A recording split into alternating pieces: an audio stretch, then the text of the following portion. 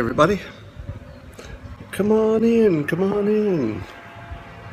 Let me adjust things. Oh, if I put that just right, it looks like the fan is coming out of my head. That's disturbing. Hello, Vegas. Welcome to Pleasanton, California, digitally speaking. So, a lot of people ask me about the book writing process. A lot of curiosity about that. And I wanted to show you just a glimpse into one part of the writing process that I can share. And that's the point which is happening right now as I do this Periscope. I'm looking at, for the first time, the comments that came in from my copy editor. And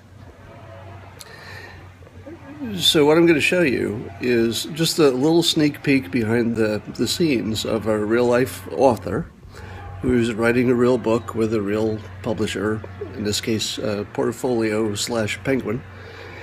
And I'm in the process where I've gone through the major edits, the big edits where they say, not so much this chapter, do more on this, get rid of this paragraph. Now we're in what's called the copy edit phase. Now, a copy editor mostly just looks for grammar mistakes, sentences that don't make sense, bad capitalization. They're looking for the little stuff. So if you can get this far, you're really doing well, because this is the easy part. The hard part was writing the book and then going through the first editing process. That's hard. That's really hard. If anybody ever tells you that's easy, they're lying. So I have not looked at the comments yet from my copy editor, and I'm going to just flip through them. So I'm not going to show you any in detail, but I want you to see, here's what you're looking for. I'm just going to turn this camera around in a moment and show you my laptop. And I want you to see the manuscript, and then on the right, you'll see all the comments. All right, so it's a marked up Word document. And I want you to note how many comments there are. And in this context, a comment is almost certainly pointing to a mistake in the way I wrote something, and these would be the improvements. So here's my little bit of humility for the day. I'm going to show you how many comments author gets. I won't look at them all, but just look at them. So the ones on the right are all the comments. So every one of those represents usually small changes, but something that I did wrong on this page. Now, I'm doing it fast so you can't read it, but look how many edits there are. And I've only gone through a few pages here, so every one of these I'll have to review and say yes or no to. And then the actual process is we're working on one document at this point, and I will say yay or nay or make suggestions on these comments, and then I should be very close to done. It might come back to me for one more round. How many do you say no to? Very rare, actually. It's rare to say no to one, because almost all of the comments are of the nature of put a comma here, you forgot to capitalize this, that sort of thing. Yes, I will narrate it myself. Would you like to hear the opening of the book? I'll narrate this for you myself if you want. I'm not supposed to do this. I'm sure somebody wouldn't like it, but I'm only going to give you the opener, right? Just the opener. The title of the book is Win Bigly: Persuasion in a World Where Effects Don't Matter. And here's the opener after the index. I'm losing my momentum here. All right. Preamble. The day my reality split into two.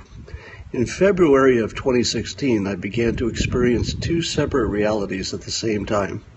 In one reality, candidate for President Donald Trump had just ended his chances of becoming President of the United States by refusing to disavow the KKK and David Duke on a CNN interview with Jake Tapper. Trump said he didn't hear the question. This was a big problem for candidate Trump. It was also a big problem for me. I was one of the earliest public figures to have predicted Trump's win, and I was in the middle of an unplanned career pivot from the guy who created the Dilbert comic to something like a political pundit. My blog traffic went through the roof whenever I wrote about Trump's skill as a persuader. I don't know much about politics, but I know skillful persuasion when I see it. As it turned out, there was a big demand for what I called my persuasion filter on the race. Producers for news outlets, both large and small, were scrambling to get me on their shows. So, that's all you get for now. I'm not allowed to do more than that. But I wanted you to hear what it would sound like if I read it myself.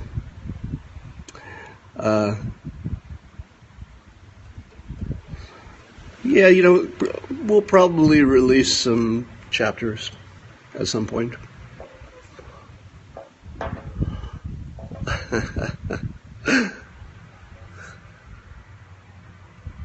All right, I'm going to skip a part. I'm going to finish just this opening part because it's short.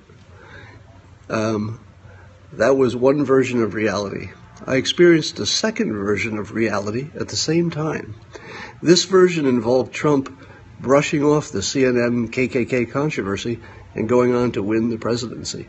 In that version of reality, I would be redeemed in the end, at least in terms of being a credible political observer. Winning always feels good. For the next several months, I lived both realities, but I trusted only one of them. I doubled down on my prediction of a Trump win. If that sounds crazy to you, well, that's nothing. We're just getting started. There's plenty more crazy in this book. So, no, I'm not baked at all right now. So that's a little tease from the opener. There's an introduction that comes after this, but that's just the tease and opener.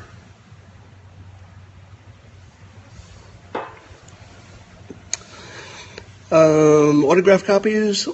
I don't know, probably not many of them. I have actual, a hand problem from drawing too much, so I don't do a lot of autographs anymore. But so I do selfies instead. People like them better. Thank you. I could listen to you read the phone book. Thanks. Are you addicted to periscoping? A very insightful question, and the answer is yes. Periscoping has a payoff for me that is really hard to match in any other realm. Yeah, there is something deeply satisfying about this, and it helps that there are people who are addicted to watching. This only makes sense because people want to watch it. The minute nobody wants to watch it, it's not exactly fun. Write a piece about Periscope. I might. Add live streams to WinHub. I might do that as well. Actually, I should do that. Yeah, I think I will do that. Good idea. An audio version of my voice? That would be funny. Got the app just for the casts. Good. Thank you. There's plenty happening. There's plenty happening with my startup, but I won't talk about that now. A lot of exciting stuff. Do you use your own voice for the audiobooks? You might be new here. I'll give you the quick answer to that because other people have heard it. Several years ago, I had a exotic voice problem that rendered me unable to speak for several years, 3.5 years actually. And then it took several years for it to recover to full strength. Before that, I did my own audiobooks, but during that period I did not. And so this new one, I guess I'll share this with you because you're all like my big extended family at this point. You know, in your life, there are these moments, these, I guess, milestones that are meaningful only to you. You know, the rest of the world, it's not a national holiday. Nobody else is watching. It just means something to you. And I can tell you that in 2000, whatever, when I was unable to speak for a couple of years by that point, and I was driving in my car and I was doing my affirmations. And my affirmations were, I, Scott Adams, will speak perfectly. And of course I did that for a couple of years, unable to speak. Now, the problem I had was incurable, or so the experts were telling me at the time. I didn't know that there was a doctor somewhere in the world who actually was curing it. But through a long series of events I won't go through, I found that doctor and got fixed. So my incurable voice problem is cured for all practical purposes. I still have to clear my throat every once in a while, so that's the one downside. But during the process of trying to find a solution to the voice problem, I took a number of voice coaching classes and training sessions, and I learned the proper way to project and the proper way to use my equipment, and I learned a lot more about how to present.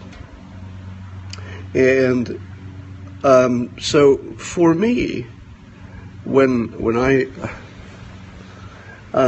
read this book, when I spend 4 days reading my book, it will be some of the happiest days of my life.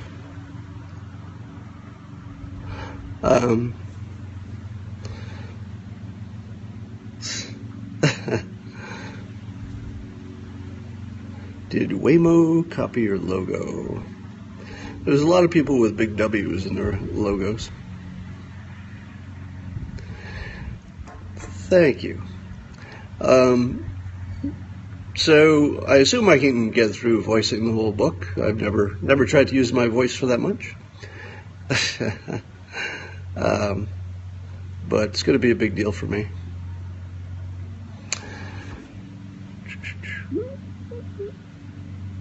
You're giving God the glory. Well, my surgeon takes a little bit of the credit. Dr. Gerald Burke, out of UCLA's ear, nose, throat, mouth, whatever it is, department.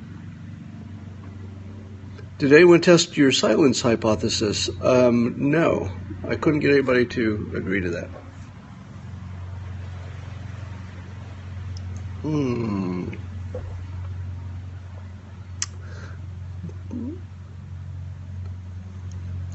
Yeah, I think books are better when the author reads them.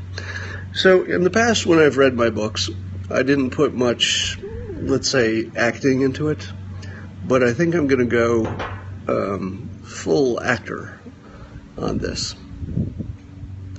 You know, one of the things you learn in the Dale Carnegie class, which I took, is that however much you think you're emoting, you're actually emoting far less. So you have to learn to over-emote, at least in the way it feels like it's happening in your head, so that other people will see you do anything at all, right? You know, if you go big in your mind, it's usually still small in other people's observation. Yeah, I probably will do it like the short preamble.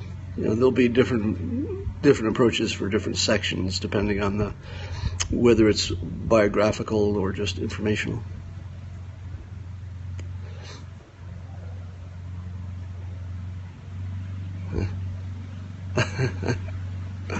A hidden Pepe.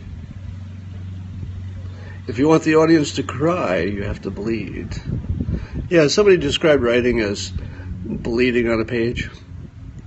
That is not far off. Somebody else said, somebody famous, I forget, it's not fun to write, but it is fun to have written.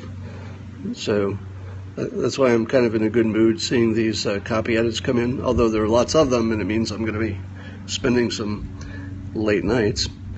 I'm going to spend some late nights on this, but we're in the final stretch here. What do I think would have happened if Dilbert didn't take off? I would have been really rich. So when Dilbert took off, it was in the pre-internet days, and I was right in the middle of it. And I had I was finishing up my MBA. I was very ambitious. Definitely would have gone to work for startups. Probably would have gone to work for Cisco before you'd ever heard their name. Probably would have been richer by far, but I would have had a terrible life, so it wasn't worth it. How much did Greene County do to form you? Well, I'm surprised that you know the existence of Greene County in upstate New York. Probably a lot. Probably 60%. You loved authors' reactions like mine?